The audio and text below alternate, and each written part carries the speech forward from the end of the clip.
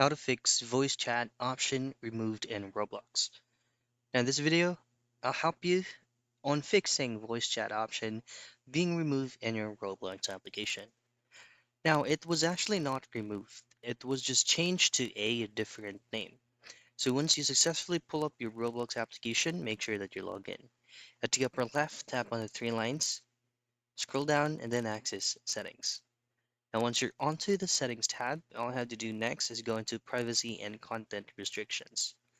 From here, you're going to be seeing a lot of options, which choose on communication, and then choose on voice data usage. And from here, make sure that your voice data for product improvements or for experiences in games is turned on. If it was being removed, all you have to do next is to access the settings from your device. So once you're here, scroll down and then look for apps like so, and then just simply locate the Roblox application. And once you got here, from the app info, choose on permissions. And as you can see, the microphone was automatically be redirected into not allowed.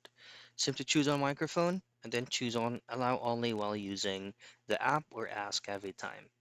And that's it. That's how you fix voice chat option removed in Roblox.